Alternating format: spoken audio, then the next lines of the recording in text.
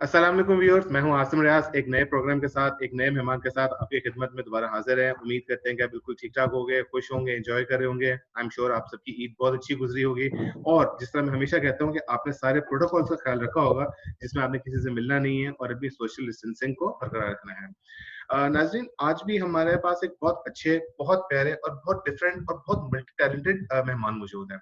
इनके बारे में मैं ये ज़रूर कहता हूँ कि मेरी जब भी इनसे मुलाकात हुई, मैंने जहाँ भी इनसे मिला, मुझे कुछ ना कुछ नया जानने को मिला इनके बारे में और आई एम श्योर आज आप इनसे बातें करेंगे, इनसे डिस्कस करेंगे और आपको भी बहुत कुछ इनके बारे में नया जानने को मिलेगा। इनका ताल्लुक परफॉर्मिंग आर्ट्स की फील्ड से है। ये ड्रम भी बजाते हैं, ये म्यूजिशियंस की कैटेगरी में भी आते हैं और इसके अलावा बहुत कुछ करते हैं। आइए वेलकम करते हैं, इनसे बातचीत करते हैं और इनसे जानते हैं कि और क्या-क्या करते हैं। Let's welcome Umar Saud. अस्सलाम वालेकुम उमर। अस्सलाम वालेकुम जी। कैसे हैं आप उमर? खैरियत से हैं आप? अल्लाह का शुक्र, आप खैरियत से हैं, ठीक-ठाक हैं। थैंक यू अल्लाह वेरी का much for having me. Player player thank you for giving time to us. Umar, आपको हमने अक्सर ड्रम पकड़े देखा, बीट्स बजाते हुए देखा। मुझे थोड़ा सा बताइए क्वाड्रम है क्या? कॉन्सेप्ट है क्या इसका? यार it takes me 10 years back because जब पाकिस्तान में सबसे पहला टेडएक्स हुआ था, बिकॉज़ टेड यूएस जो होता है, उसका एक ऑफशूट होता है टेडएक्स या when they give rights to any country और एनी कॉलेज और यूनिवर्सिटी टू या conduct a local TED event. Hmm, तो उसमें जब टेडएक्स पाकिस्तान में सबसे पहला हुआ था, तो उस वक़्त ऐसा था कि a lot of my friends were actually organising it. Okay और जब मैंने उसकी एक लिस्ट देखी कि जो कुछ होना था पूरे दिन में, तो उसमें मुझे कहीं भी कोई परफॉर्मिंग आर्ट्स की कैटेगरी नज़र नहीं आई। ओके और मुझे लगा कि शायद मैं इसमें कोई पार्टिसिपेट कर सकता हूँ, which is why I got in touch with one of my friends और उसको मैंने कहा कि यार मेरे पास एक आइडिया है कि तुम लोगों की सुबह से लेकर शाम तक सारी स्पीचेज़ चल रही हैं, तो how about if I come on the stage and perform different percussion instruments. तो ओके उसने कहा यार आइडिया तो अच्छा है लेकिन let me talk to our head office in the US और उनसे पता करता हूँ। ओके सो 15 मिनट बाद उसका फ़ोन आया और मुझे कहता है कि इस साल का जो बेसिकली थीम है, वो है कलेक्टिव जीनियस। तो इसलिए तुम अकेले तो नहीं कर सकते, अगर तुम कुछ और लोगों को साथ लेके आ सकते हो और फिर परफ़ॉर्म कर सकते हो, तो फिर तो ठीक है, some kind of a drum circle. Okay तो मैंने कहा मैं तो सिर्फ़ एक ही और बंदे को जानता हूँ, साद को मैं पहले से जानता था। हम्म, तो साद को मैंने कहा यार ऐसे-ऐसे है तो हम चलते हैं। हम वहाँ पे गए, उन्होंने वहाँ और भी कुछ लोगों को इनवाइट किया हुआ था जिसमें से दाऊद गैंडल और आतिफ सईद भी थे। उनको मैं अच्छा उससे पहले नहीं जानता था। तो सही वहाँ पे हम पहली दफ़ा एक-दूसरे से मिले और मिले भी ऐसे कि जब हम एंटर हुए एरिना में तो एक बंदा वहाँ बैठा हुआ है, एक बंदा वहाँ बैठा हुआ है। We did not know each other. तो इसलिए वहाँ पे हम इकट्ठे हुए और हम्म, हमें कहा गया कि जी कल के सेशन के लिए आप मिलके एक कोई पीस तैयार कर लें, जो कि आप हम्म, ऑडियंस के सामने परफॉर्म करें और देख लेंगे हाउ इट वर्क्स। तो हम्म, हम चारों ने मिलके बैठ के बजाना शुरू किया और एक आधे घंटे की परफॉर्मेंस हमने किसी तरह से बना ली, तरतीब दे ली। अब हम्म, हम वहाँ पे चले तो गए और हमने आधे घंटे की परफॉर्मेंस भी कर दी विदाउट नोइंग ईच अदर। और अच्छा उसके बाद जब हम स्टेज से उतरे, लोगों ने स्टैंडिंग ओवेशन दिया और लोगों को बहुत पसंद आया बिकॉज़ उससे पहले परकशन इंस्ट्रूमेंट पाकिस्तान में किसी को पता ही नहीं था वो क्या होता है ट्रू और ना ही किसी को किसी ने बजाते हुए देखा था। तो इसलिए तब से फिर ये जो आपने देखा कि उसके बाद से lot of drum circles are happening in Pakistan, बहुत से लोग परकशंस की तरफ आ गए, ट्रू बहुत से लोगों ने परकशंस बजाने शुरू कर दिए। तो एक तरह से अगर देखा जाए तो इसका सेहरा जो है वो क्वाड्रम को ही जाता है। हम्म, So that was the day 10 years ago when Quadrum was formed. और मैं आपको बताऊं कि पहले इसका नाम भी तजवीज़ नहीं किया गया था और उसके बाद फिर जब हमने 6 महीने बाद एक और जगह हमने मिलना था। एक बहुत अच्छी हमारी फ्रेंड है महरीन राना, उन्होंने अपना एक ओपन माइक नाइट अरेंज की हुई थी और उन्होंने कहा कि तुम लोग यहाँ पे आके परफॉर्म करो और हमने कहा ठीक है हम मिल लेते हैं। हम दोबारा मिले, हमने वहाँ जाके परफॉर्म किया। That was the day when one of my band members Saad Sarfaraz Shaikh, उन्होंने बताया कि जी मैंने इसका नाम तजवीज़ किया है क्वाड्रम बिकॉज़ वी आर 4 परकशनिस्ट्स। तो क्वाड से और ड्रम को मिला के क्वाड्रम बन गया। ओके तो किसी को इस पे कोई एतराज़ नहीं था, तो हमने कहा चलें ठीक है, हम क्वाड्रम रख लेते हैं। तो that was the birth of Quadrum और उसके बाद फिर there was no looking back. We have come a long way. मेरा ख्याल है कि हमने एक किस्म का इन अ गुड वे पूरे पाकिस्तान को इन्फेक्ट कर दिया है। ट्रू परकशन से या No percussion doubt, instrument. no doubt. No doubt. Umar, what was the inspiration behind drum beats? Because normally हम अगर म्यूजिक की बात करते हैं तो ड्रम हमारे कल्चर का हिस्सा, ढोल एक था लेकिन ड्रम हमारे कल्चर का हिस्सा नहीं आता होता था. So what was the inspiration behind the drum beats? Asim, मैं आपको बताऊं कि बेसिकली जब हम इसमें आए और हमने इसको और जानना शुरू किया, बिकॉज जाहिर है आपकी जो क्रिएटिव डेथ होती है ना, वो तब हो जाती है जब आप समझते हैं कि आपको सब कुछ आता है और आप आगे एक्सपैंड नहीं करते अपने आप को, अपने अंदर री इन्वेस्ट नहीं करते और लर्न नहीं करते। तो इसलिए जब हम इसके अंदर आए और हमने जानना शुरू किया कि इन इंस्ट्रूमेंट्स के नाम क्या होते हैं, इनका यानी शुरू कहाँ से हुई है, कहाँ से आए हैं, बिकॉज आपने देखा होगा कि हमारे पास डिफरेंट इंस्ट्रूमेंट्स होते हैं जो कि डिफरेंट कंट्रीज से बिलोंग करते हैं, डिफरेंट कल्चर से बिलोंग करते हैं। उसमें कुछ अफ्रीकन इंस्ट्रूमेंट्स हैं, कुछ मिडिल ईस्टर्न इंस्ट्रूमेंट्स हैं, कुछ अरबिक इंस्ट्रूमेंट्स हैं, और इसी तरह हमारे कुछ जो यूरोपियन और जो यहाँ के देसी इंस्ट्रूमेंट्स हैं वो भी हम बिल्कुल। तो बेसिकली हर इंस्ट्रूमेंट जो है उसके पीछे एक कहानी होती है, और इसी तरह वो एक डिफरेंट कंट्री से बिलोंग करता है, उसको डिफरेंट तरीके से बजाया जाता है। लेकिन एक चीज जो है वो बहुत कॉमन है पूरी दुनिया में, पूरी कायनात में, एंड दैट इज रिदम। आपको पता है कि जो कायनात की तख्लीक है वो एक रिदम के अराउंड है। तो रिदम से जब भी कोई चीज आउट होती है हमेशा डिजास्टर आता है। फॉर इंस्टेंस आपने देखा कि फिलहाल अगर आप देखेंगे तो ये जो कोविड आया हुआ है, जो एक वबा हमारे यहाँ आई हुई है, आपने देखा कि it's in a way it's a natures way of making everything all right again. क्योंकि आपने देखा कि हमने सारी हदें पार कर दी थी पोल्यूशन फैलाने की, चाहे वो नॉइज पोल्यूशन हो, चाहे वो एयर पोल्यूशन हो, चाहे वो सी पोल्यूशन हो, हर तरह की पोल्यूशन हमने इतनी फैला दी थी कि ओजोन लेयर जो थी वो तबाह होती जा रही थी, और पूरी जो दुनिया है उसका एनवायरनमेंट जो था वो बहुत एडवर्सली इफेक्ट हो रहा था। अर्थ का वाइब्रेशन बहुत कम हो गया। बिल्कुल। और अब आप देखें कि जब से कोरोना आया, लोग घर में रहे, उसके बाद से आपको दूर दूर की चीजें बहुत क्लियर नजर आना शुरू हो गई, बहुत दूर दूर की चीजें बहुत साफ नजर आना शुरू हो गई, आपको सांस कुछ बेहतर फील होना शुरू हो गया जब आप घर से बाहर निकले। तो मेरा ख्याल है कि जो रिदम है वो बहुत जरूरी है। और आपने पूछा कि जब हम बजा रहे होते हैं रिदम, एक रिदम हम क्रिएट करते हैं, उसमें बहुत सारे लोग हमें ज्वाइन करते हैं, कुछ लोग आउट ऑफ रिदम भी होते हैं, लेकिन उनके आसपास जो लोग बैठे होते हैं when we conduct drum circle, तो उसमें वो फिर एक दूसरे को देख के या उसके साथ अपने आप को मैच करने की कोशिश करते हैं, उस स्पेस पे आ जाते हैं। मेरा ख्याल है कि बिल्कुल उस स्पेस पे आ जाते हैं। कुछ लोग पीछे रह रहे होते हैं, कुछ लोग आगे जा रहे होते हैं, लेकिन there comes a point when the collective beat starts sounding very good. तब वो मौका होता है जब सब लोग जो हैं वो एक रिदम में आ गए होते हैं। कोई स्ट्रगल कर रहा होता है, कुछ लोगों के पास ये खुदादाद सलाहियत होती है। फॉर इंस्टेंस जैसे आपने देखा कि हम चारों जो हैं, मैं, दाऊद रैंडल, साद सरफराज और आतिफ सईद, हम चारों ने कहीं से सीखा नहीं है। It's God gifted, God given rhythm that has come to us. और मैं आपको बताऊं कि ये जीन्स में है, because when my children were born, मैंने उनको जब बहुत छोटे थे उनको कुछ नहीं सिखाया। बिल्कुल मैंने उनको ऐसा नहीं किया कि आओ मेरे साथ बैठो जैम करो या ड्रम बजाओ, या ये 4 बीट होती है, ये 5 बीट होती है, ये 7 मात्रे होते हैं, 7 ताल की होती है, 3 ताल की होती है। उनको मैंने कुछ नहीं बताया।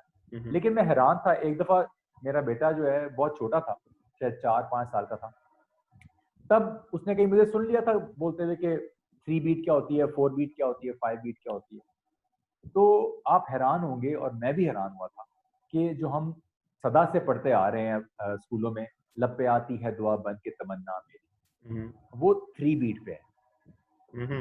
और इसका इदराक या इसका जो मैंने इसको रियलाइज तब किया जब मेरे बेटे ने कहा कि पापा ये 3 बीट पे है ना, तो तब मुझे एहसास हुआ कि वाकई यार हम तब इसको 4 बीट पे करने की कोशिश करते थे, उसके साथ तालियां बजा के या किसी भी तरह से, लेकिन हमें नहीं होता था।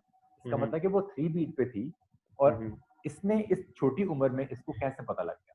सो इट्स इन द जीन्स। कई दफा ऐसा होता है कि आपके जीन्स में ये चीज ट्रांसफर होती है, which is why my children have music in their genes. So whenever I hand them an instrument, they start playing without even knowing it. तो मेरा ख्याल है ये एक अल्लाह ताला की तरफ से होता है कि आपको अगर अता हुई है तो आप इसको कैसे कैरी करते हैं, इसको अगर आप आगे फैला सकते हैं। और मेरा ख्याल है कि यही जो रिदम है ये हमारे अंदर भी था और हमने इसको लेके आगे चले और हमने बहुत से लोगों को ये सिखाया भी, दिखाया भी, उनको मौका भी दिया कि वो हमारे साथ प्ले करें। तो जो आप कह रहे हैं कि जो रिदम बनता है, जो इसके पीछे the theme behind it is the very existence of the rhythm in humans. हम एक रिदम के साथ पैदा होते हैं। हमारे दिल की धड़कन जो है वो सबसे पहला रिदम जो है वो हम सुनते हैं अपने माँ के पेट में, अपने माँ के दिल की धड़कन सुनते हैं ना जब, तो वो पहला रिदम हमारे कानों में आ रहा होता है। और वो सुनते सुनते जब हम पैदा होते हैं तो we are already in rhythm. जी। हमारा उमर, हमने चलना फिरना, भागना, दौड़ना, सब काम करना, everything is in the rhythm. Umar, हमने कई दफा आपको इवेंट्स पे सुना और वाकई आपने पूरे इवेंट पे आपने उसको मिसराइज कर देते हैं, पूरा माहौल बना देते हैं, इसमें कोई शक नहीं है अपनी बीट्स के साथ। उमर, मुझे एक चीज बताइएगा, ये बीट्स का हैप्पीनेस, खुशी से कितना ताल्लुक है? खुशी से बहुत गहरा ताल्लुक है, बहुत गहरा ताल्लुक है।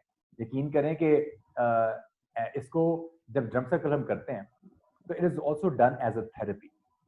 उसमें ये होता है कि जब आप एक रिदम को फॉलो करते हैं या अपनी बॉडी को इस्तेमाल करते हैं उस रिदम में आने के लिए, तो कई दफ़ा ऐसा होता है कि अननोइंगली आपके जो स्ट्रेसेस होते हैं, जो आपकी वरीज होती हैं, जो आपको प्रॉब्लम्स होती हैं, वो आहिस्ता आहिस्ता आप शेड ऑफ कर रहे हो, वो आपके जहन से निकल रही होती हैं। आपकी पूरी बॉडी जो है वो एक रिदम को कैप्चर करने में या उसको प्रोड्यूस करने में इतनी बिजी हो जाती है कि आपके जो बाकी जहनी होते हैं ना, नेगेटिव एनर्जीज। मसाइल होते हैं, नेगेटिव एनर्जीज, वो सारी बाहर चली जाती है। और थोड़ी देर के लिए मैंने देखा है, अब मसलन 10 साल तो हो गए हैं, हमने देखा कि जब भी हमने लोगों से ड्रम बजवाया, शुरू शुरू में बहुत सारे लोग स्केप्टिकल होते हैं, they are not sure whether they will be able to do it और not, they are not sure कि वो कैसा परफॉर्म करेंगे। हो सकता है टोटली डिजास्टर्स हो सकता है कि वो फेल हो जाएं, तो वो बहुत सारे फियर्स लेके ड्रम सर्कल के अंदर बैठते हैं। But then when they see everyone doing maybe better or less than what they are doing, तो उनको एक कॉन्फिडेंस मिलता है, तो वो एक कम्युनिटी का हिस्सा बन जाते हैं, and then everyone starts performing.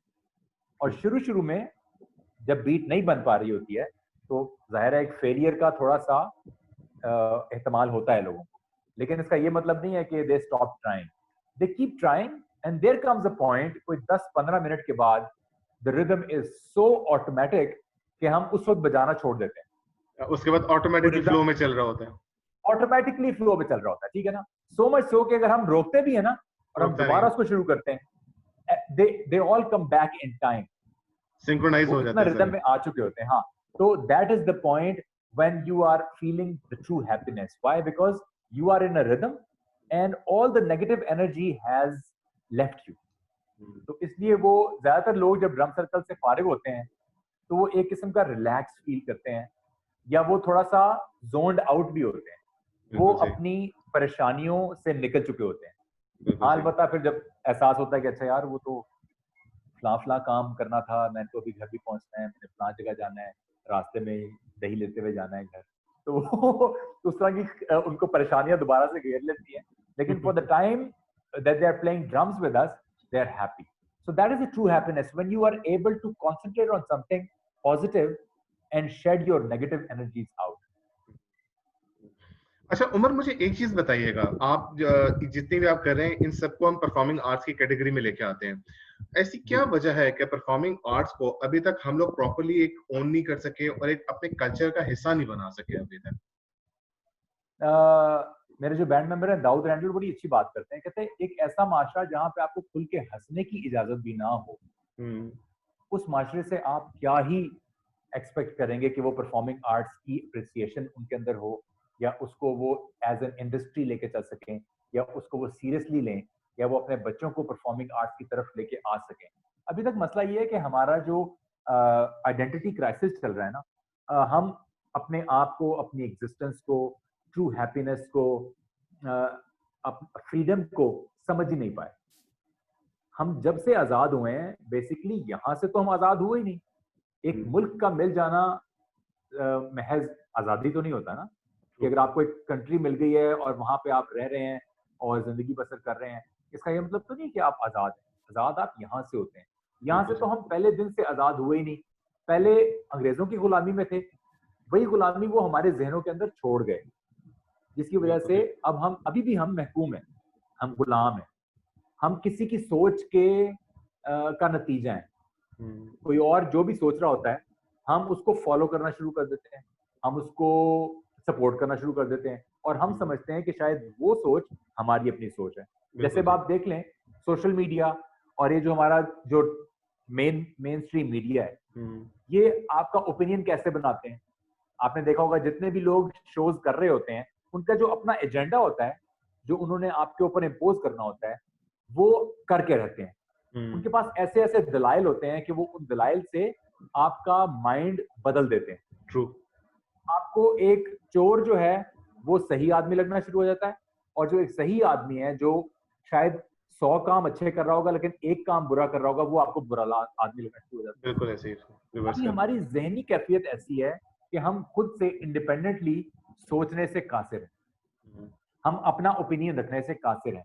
बचपन से ही हमारे माँ बाप, हमारे जो इर्द गिर्द के बूढ़े बड़े होते हैं, वो आपको जो चीज कह देते हैं गलत है, आप उसको बगैर सवाल किए, बगैर एक्सेप्ट कर लेते हैं, कर लेते हैं। आप कभी तहकीक नहीं करते, जिसकी वजह से दीन की तरफ भी अगर देखा जाए तो हमारा रुझान इसलिए भी ज्यादा नहीं है कि हमने दीन को अडेप्ट किया है। बस हम मुसलमान घराने में पैदा हो गए तो इसलिए हम मुसलमान हैं। आपने देखा होगा कि हम तहकीक थोड़ी करते हैं। बिल्कुल। हम में से कितने लोग हैं जो कुरान को सही तरह से पढ़ के, समझ के और फिर उसको या तो चैलेंज करें या एक्सेप्ट करें। हमारा एप्टीट्यूड ही नहीं है ना, हमारा एप्टीट्यूड ही नहीं है। हम उस तरफ गए नहीं। True. हम समझते हैं कि मौलवी का काम है हमें समझाना कि इस्लाम क्या होगा। True. ठीक है ना, तो इसलिए हम हमेशा से कंफ्यूज हैं।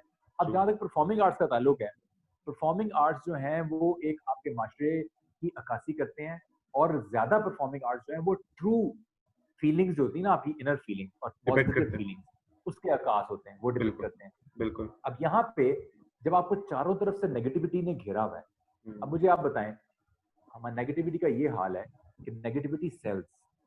आपको पता है, आप जितने ड्रामे देख लें, अपनी ड्रामा इंडस्ट्री पूरी उठा के देख लें, उसमें आपको हर तरफ नेगेटिविटी नजर आएगी। True. कोई किसी के साथ किसी का अफेयर चल रहा है, कोई किसी को लेके भाग रहा है, किसी की तलाक हो रही है, घरों में झगड़े क्या हो रहे हैं, 2 नंबरी क्या हो रही है, कौन किसको धोखा दे रहा है, इसको लोग एंजॉय कर रहे हैं। बिल्कुल सही। They look forward to it, अगली किस्त का इंतजार कर रहे होते हैं। इसी तरह जो ज्यादातर टॉक शोज होते हैं उसके अंदर मैंने कभी कोई नतीजा अंगेज टॉक शो नहीं देखा। हमेशा ऐसा होता है कि 4 आदमी बैठते हैं, अपना अपना पॉइंट ऑफ व्यू देते हैं, किसी का किसी चीज पे कोई कंसेंसस नहीं होता और उसके बाद फिर वो प्रोग्राम का वक्त खत्म हो जाता है, अगले प्रोग्राम में हाजिर होंगे अल्लाह। तो इसलिए हमारी ज़िंदगी की कैफियत ये है कि हम परफॉर्मिंग आर्ट्स को पहले तस्लीम करें एज एन इंडस्ट्री और as something that can have a positive impact on your personality, तो फिर आप इसको दुनिया भर में लेके जाएंगे। अब परफॉर्मिंग आर्ट्स जो है, लोगों को शायद अभी तक सही तरह पता भी नहीं परफॉर्मिंग आर्ट्स होते क्या है।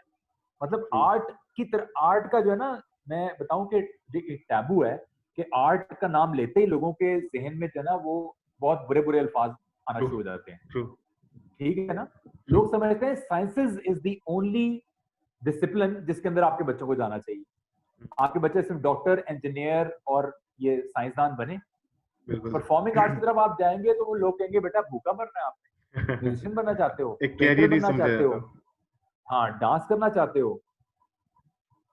तो इन चीजों को बुरा समझा जाता है, जिसकी वजह से परफॉर्मिंग आर्ट्स को ना हम ट्रूली अडेप्ट कर पाए, अडॉप्ट कर पाए, और ना इसको हम अपने मुल्क से बाहर लेके जा सकें। उमर, आपका माशाल्लाह इतना एक्सपीरियंस है इसके अंदर। मैं स्पेसिफिकली क्वेश्चन आपसे करना चाहूंगा। इट्स बीन लाइक 10 इयर्स कि आप इस इंडस्ट्री में हैं, आप इसको सपोर्ट कर रहे हैं, you are a representative of this industry. अगर हम लोगों ने अपने आप को ऐसा इंटरनेशनल ब्रांड बनाना हो परफॉर्मिंग आर्ट्स के कॉन्टेक्स्ट में, so what are the measures that we should take कि हम इसको इंटरनेशनल लेवल पे प्रोजेक्ट कर सकें एज अ ब्रांड? देखिए, इंटरनेशनल लेवल पे ले जाना अभी आपके लिए बहुत मुश्किल है, बिकॉज जैसे आपने देखा कि चाइना अगर गेम्स में छाया हुआ है, आपने देखा कि जो ओलंपिक्स होते हैं या जो एशियन गेम्स होती हैं उसमें चाइनीज कितना एक्सेल करते हैं जी, कितना आउटशाइन करते हैं। वो क्यों करते हैं? वो इसलिए करते हैं कि वो बचपन से उनके माँ बाप जो हैं उनको ट्रेन करना शुरू कर देते हैं। उनके बच्चे रोते हैं, उनके बच्चे नहीं करना चाहते कोई चीज, लेकिन उनके माँ बाप को पता होता है कि दिस इज द टाइम जब आपके बहुत डिस्ट्रैक्शंस आ जाती है ना। मतलब आजकल की डिस्ट्रैक्शंस क्या है कि आपके बच्चों का जो अटेंशन स्पैन है वो 5 मिनट बहुत से थोड़ा 7 मिनट के दरमियान है, ऐसे ठीक ही है ना। वो इसी वजह से कि जो सोशल मीडिया है वो बिल्कुल अनलिमिटेड आपको अवेलेबल है। बिल्कुल आपकी जो टेलीकॉम इंडस्ट्री है उसने तबाह करके रख दिया, बिकॉज वो आपको डेटा बंडल ऑफर्स और ऑफर्स पे ऑफर्स दे रहे हैं कि सारी सारी रात बैठ के 100 रुपए में चैट करो, फेसबुक ब्राउजिंग देखो, करें अनलिमिटेड। इंस्टाग्राम ब्राउजिंग करो, यूट्यूब की वीडियोस देखो। वो होता है वन वे कम्युनिकेशन कि आपके सामने एक स्क्रीन है, वो जो करती जा रही है और आपका जहन जो है वो उसको एब्जॉर्ब करता जा रहा है। ट्रू। आप कुछ दे नहीं पा रहे हैं, जिसकी वजह से आपको बताऊं कि बहुत एलिमेंट्री लेवल पे बच्चे जो हैं आजकल देर से बोलना शुरू कर रहे हैं। जब स्कूल में जाते हैं तो जो अर्ली ईयर्स के टीचर्स हैं उनको इस बात का प्रॉब्लम हो रहा है कि उनके बच्चे जो हैं वो उनके साथ कम्युनिकेट नहीं करते। Why? Because they are tuned to one way communication. True. उनके सामने टैब या आईपैड या कोई इस तरह की डिवाइस पड़ी होती है, वो उस पर कार्टून देख रहे होते हैं, वो उस पर यूट्यूब वीडियोस देख रहे होते हैं, वो उस पर अपने ड्रामा आप को देख रहे एक्सप्रेस होते नहीं हैं, कर सकते। वो एक्सप्रेस नहीं करते हैं। मेरे दौर में मैं अपना बचपन अगर रिकॉल करूं तो अल्लाह का शुक्र है वहां पे तब ये सोशल मीडिया नहीं था, और हमने जो जितना कुछ सीखा है वो लोगों से सीखा है, वो बात करके सीखा है, वो किताब पढ़ के सीखा है, वो एक्सपेरिमेंट करके सीखा है। आजकल के बच्चे एक्सपेरिमेंट नहीं करते हैं, एक्सपेरिमेंट कर ही नहीं सकते बिकॉज आपके पेरेंट्स जो हैं वो आपको एक्सपेरिमेंट करने ही नहीं देते। अब मैं जरा थोड़ा डिफरेंट टाइप का पेरेंट हूँ और मैं अपने बच्चों को एक्सपेरिमेंट करने की इजाजत भी देता हूँ, सुपरविजन में इजाजत देता हूँ, लेकिन I want them to learn by doing, ठीक है ना, and that is the future. आप कह रहे हैं कि पाकिस्तान से बाहर इंटरनेशनल लेवल पे हम कैसे compete कर सकते हैं, हम कैसे अपना परफॉर्मिंग आर्ट्स वहां पे लेके जा सकते हैं। तो सबसे पहले आपको उतनी मेहनत करनी पड़ेगी जितनी इंटरनेशनल आर्टिस्ट करते हैं। पाकिस्तान की पूरी कौम जो है वो शॉर्टकट्स पे लगी हुई है, बिल्कुल सही। चाहे वो पढ़ाई के दौरान बूटियां इस्तेमाल करना हो, क्योंकि अगर मैंने कॉन्सेप्ट को समझ लिया उसमें मुझे हो सकता है पूरा दिन लग जाए, हो सकता है पूरा हफ्ता लग जाए। हाँ, अलबत्ता अगर मैं इतनी सी चिट के ऊपर लिख के ले गया और मैंने वहां पे एज इट इज प्रोड्यूस कर दिया, तो जो एग्जामिनर है वो मुझे फर्स्ट कर देगा, वो कहेगा जी कि ये बेहतरीन स्टूडेंट है। अगर ये मयार है हमारा हमें अपने आप को जज करने का, तो फिर हम इंटरनेशनल लेवल पे कभी भी compete नहीं कर पाएंगे, बिकॉज हम मेहनत से जान छुड़ाते हैं। यहाँ पे आप देखें जो बैंड्स हैं वो जैम नहीं करते, मतलब जैमिंग होती है ना, जो जी जी प्रैक्टिस बिल्कुल होती है, बिल्कुल बिल्कुल। तो वो प्रैक्टिस नहीं करते। They don't put enough energy enough time into music, which is why they lack. True. इसी तरह हर चीज में है। स्पोर्ट्स को हमने बिल्कुल खत्म कर दिया है। स्पोर्ट्स में एक जमाना था हमारी रिप्रेजेंटेशन होती थी, बिल्कुल हॉकी वर्ल्ड वर्ल्ड कप हमारे रिप्रेजेंटेशन। पास होता था, बिल्कुल। बिल्कुल। क्रिकेट हमारे पास ओलंपिक्स था। में या एशियन गेम्स में हमारे पास बहुत स्कॉश सारे गेम्स हमारे थे। पास थी। हमने स्क्वाश में बहुत अरसे तक अपने पास टाइटल रखा है। बिल्कुल बॉक्सिंग हमारे पास आया करती थी, बिल्कुल। हॉकी में हमने नाम कमाया, हमारे एथलीट्स थे जो कि कुछ रेसेस वगैरह जीत जाया करते थे, बिल्कुल। साइकिलिंग में हमारा नाम था, बहुत सारी। अब देखें आप कहाँ पे, अब कहीं नहीं है। अब आपके बच्चे काउचेस पे बैठे हुए हैं, अब आपके बच्चे जो हैं वो चार दीवारी के अंदर है, अब आपके बच्चे सो कॉल्ड प्रोटेक्टिव एनवायरनमेंट के अंदर है, आपके बच्चे ग्राउंड में जाके खेलते नहीं है, उनकी जो नशोनुमा होनी चाहिए फिजिकल वो नहीं हो पा रही है। तो जब फिजिकल नशोनुमा का ही एक हिस्सा परफॉर्मिंग आर्ट्स भी है, बिल्कुल। जब आपका दिमाग खुला ही नहीं हुआ तो आप एब्जॉर्ब क्या करेंगे और उसको क्रिएटिविटी आगे नहीं आएगी। रिप्रोड्यूस। बिल्कुल बिल्कुल जिसकी वजह से आपने देखा होगा कि हमारे जो प्लेटफॉर्म्स हैं, जो जो म्यूजिकल प्लेटफॉर्म्स हैं, वहां पे भी ज्यादातर ओरिजिनल म्यूजिक नहीं बन रहा होता, हम रिमिक्सेस हो रहे अडेप्ट कर हैं। रहे होते हैं, बिल्कुल रिमिक्सेस हो रहे हैं, हम पुरानी म्यूजिक को लेके। अब वो पुरानी म्यूजिक जो था उसको हम क्यों ले रहे हैं, हम कोई नया म्यूजिक लेके उसको क्यों नहीं रिप्रोड्यूस कर लेते? वो इसलिए कि जो पुराना म्यूजिक है उसमें वही 10,000 आवर्स रूल, उनमें उन सारे म्यूजिशियंस ने बार बार रीटेक्स करके उनको रिकॉर्ड किया हुआ है। जो मैडम नूर जहां थी वो जब तक परफेक्ट नहीं गा लेती थी तब तक वो रीटेक देती थी। बिल्कुल सही। पसीनों में खड़े होके, उस जो बूथ के अंदर आप खड़े होते हैं वहां ना एसी होता है ना पंखा होता है, वहां सिर्फ आप होते हैं और पसीना होता है। ऐसे ही उस पसीने के अंदर खड़े होकर उन लोगों ने जो कुछ प्रोड्यूस किया हुआ है, हम उसको सिर्फ एक शुगर कोट करके अपनी नई नस्ल को दे रहे हैं, जिसकी वजह से लोग काफी अरसे तक बच्चे समझते रहे कि ताजदारे हरम जो है वो आतिफ का गाना है। हाँ, और अभी भी बिल्कुल ऐसे ही, अभी भी यही समझा जाता अभी है। भी ये समझते हैं। बिल्कुल उनको क्या पता कि वो जो आधे घंटे की जो कवाली है वो क्या चीज है, ट्रू। उस पर कितनी मेहनत है, जो कि लाइव इन वन गो आधे घंटे की तक बगैर किसी गलती के वो परफॉर्म किया करते थे सबके सामने। बिल्कुल वो थोड़ी पता है लोगों को पता है कि आतिफ असलम का गाना है ताजदारे हरम, वाह बड़ा मजा आया, बड़ा अच्छा गाया। वो अगर सही कवाली सुने तो उनको पता लगे। तो बिल्कुल सही। इंटरनेशनल लेवल पे जाने से पहले आपको सबसे पहले अपने अपने साथ ऑनेस्ट होना पड़ेगा। We are not honest with ourselves as anything, चाहे हम हुक्मरान हो, हम ऑनेस्ट ऑनेस्ट हुक्मरान नहीं है, हम ऑनेस्ट डॉक्टर नहीं है, हम ऑनेस्ट प्रोफेशनल नहीं है, हम ऑनेस्ट म्यूजिशियन नहीं है, हम ऑनेस्ट टीचर नहीं है, हम ऑनेस्ट स्टूडेंट भी नहीं है। बिल्कुल सही। उमर, बड़ी अच्छी बात की आपने, और स्पेशली किसी कुछ भी करने के लिए passion is something very important. Umar, मुझे एक चीज बताइएगा, मैं एक क्वेश्चन आपसे जरूर पूछना चाहूंगा। पैशन की जब आपने बात की, मैंने आपको कई जगहों पे डिफरेंट रोल्स में देखा। मुझे पता है कि आप मार्केटिंग इंडस्ट्री से भी बिलोंग करते हैं, आपने कॉर्पोरेट इंडस्ट्री में भी काफी काम किया, आपने एक्टिंग भी की, आपने होस्टिंग भी की, so this was a passion that drove you और इसके अलावा क्या क्या करते हैं आप? हमारे व्यूअर्स को मैं जरूर बताना चाहूंगा, because you are a very multi talented person. देखिए, बात यह है कि वैसे बहुत सारी थेरीज आपने पढ़ी होंगी। तो ज़्यादातर थेरीज कहती हैं कि find your passion and go after it. तो उसमें ये होता है कि आपके पास डिफरेंट टैलेंट्स तो होते हैं, बिल्कुल लेकिन फिर आपको कहीं ना कहीं फोकस करना होता है और उसकी तरफ लग जाना होता है। ट्रू।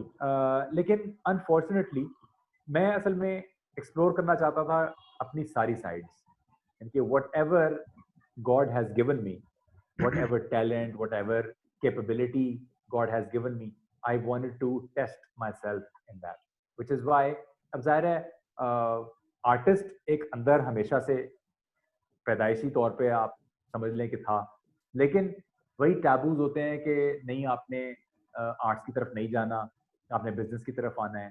तो पढ़ाई करके हमने फिर जाहिर है जब पढ़ाई आपने मार्केटिंग की तो आपको मार्केटिंग की जॉब ही करनी पड़ेगी, फिर आपको कॉर्पोरेट वर्ल्ड में आना पड़ेगा, क्योंकि आपने घर भी चलाना है। और म्यूजिशियंस जो हैं आपको पता है कि यहाँ पे जरा मुश्किल से ही घर चला पाते हैं। वो इसलिए कि अभी अभी तो हम हलाल और हराम के चक्कर से नहीं निकले कि क्या हलाल है क्या हराम है। ट्रू। इसलिए 18 years I did my jobs in different capacities. I did marketing for different organizations, और उसमें भी जाहिर है ज्यादा रोल मेरी क्रिएटिविटी का ही था कि if I were to come up with a campaign and then run it successfully, तो that is what kept me afloat. और उसके बाद फिर 18 साल की जॉब करने के बाद then I decided to say goodbye to the corporate world and follow my passion, which was music and interior decor, designing, coming up with different ideas, which is why अब मेरी एक वेबसाइट भी है crazy.pk, KRAZY.pk। तो अब उस पर मैं ये करता हूँ कि जो आइडियाज़ मुझे आते हैं इंटीरियर डिकोर की चीज़ें बनाने के लिए या फर्नीचर के, तो वो मैं क्रिएट करता हूँ और उसके ऊपर वहाँ पे जाके उनको रख देता हूँ। अगर किसी को पसंद आए तो वो खरीद लेता है। That is one outlet of my creativity. Music is another one. और उसके अलावा आपने बहुत सारे एड्स के पीछे मेरा वॉइस ओवर सुना होगा। दैट इज बिल्कुल। Also one of the aspects that goes around. तो these are all the facets of my personality which keep me exploring new worlds. Umar, कोई मैसेज देना चाहेंगे हमारे व्यूअर्स को? मैसेज मैं मैसेज तो बहुत सारे हैं because I am also a parent, और मैं अल्हम्दुलिल्लाह 3 बच्चों का बाप हूँ, और उनमें से एक बेटा है और 2 बेटियां हैं। और मैं बहुत कोशिश करता हूँ कि मैं अपने घर में अपने बच्चों के साथ एक ऐसा माहौल क्रिएट करूँ जिसमें जो प्रॉब्लम्स हम आजकल माशरे में देख रहे हैं वो मैं घर पे एड्रेस करना चाहता हूँ। और मैं चाहता हूँ कि सारे पेरेंट्स जो हैं उसको घर पे एड्रेस करें। जो आप प्रॉब्लम्स देख रहे हैं, जो जेंडर बेस्ड प्रॉब्लम्स हैं, वो घर से शुरू होती हैं। तो इसलिए घर पे लड़के को लड़की पे या लड़की को लड़के पे फोकियत मत दें। आप एक बैलेंस्ड सोसाइटी क्रिएट करने के लिए बैलेंस घर से शुरू करें।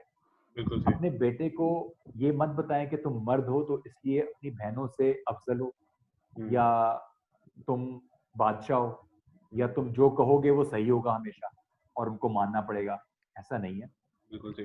एज अ ह्यूमन बीइंग लेना चाहिए, जेंडर से और सारी चीजों से ऊपर होके एज अ ह्यूमन बीइंग अपने आप को लेना चाहिए। Very true.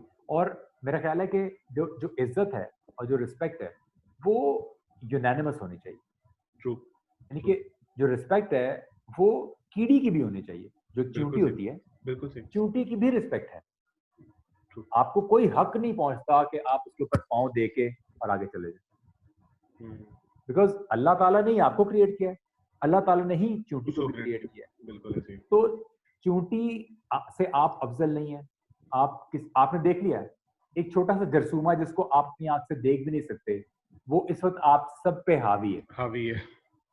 तो कहाँ गई आपकी सारी टेक्नोलॉजी, कहाँ गए आपके प्लान्स, कहाँ गई आपकी स्ट्रेटजीज, कहाँ गए आपके 5 ईयर प्लान्स कि मैं 5 साल बाद अपने आप को यहाँ देखना चाहता हूँ, where do you see yourself after 10 years?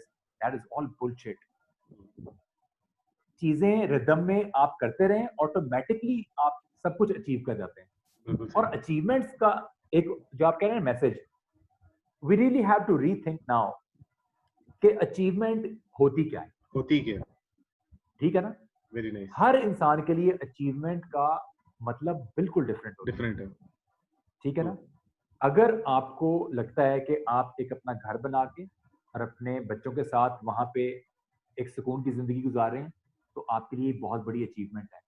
घर का size does not matter, true. True. क्योंकि हो सकता है कि आपको 2 एकड़ के घर के अंदर बेसुकूनी हो और आप अचीव ना कर पाए हो जो आपने अचीव करना था, और हो सकता है कि आप 5 मरले के घर में रह के खुश हूँ। किंग ऑफ द वर्ल्ड हो वेरी और ट्रू। बहुत खुश हो। तो बिल्कुल सही। इसलिए अचीवमेंट को प्लीज अपने लिए रीडिफाइन करें, और don't give anyone else a chance to define your achievement.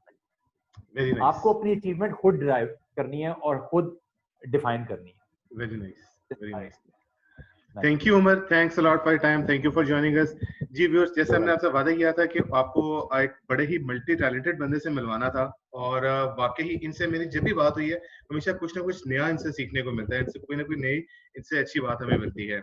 अब इनकी सारी बातों में अमल कीजिएगा।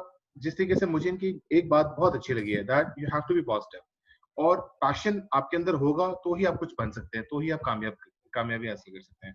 सो कुछ आपके अंदर जितने भी टैलेंट्स हैं उनको एक्सप्लोर करें, लेकिन किसी ना किसी पे फोकस जरूर करें, और उसका अपना मेन ब्रेड एंड बटर बनाइएगा। अपने पैरों का बहुत सारा ख्याल रखिएगा। हमें इजाजत दीजिएगा। अल्लाह हाफिज।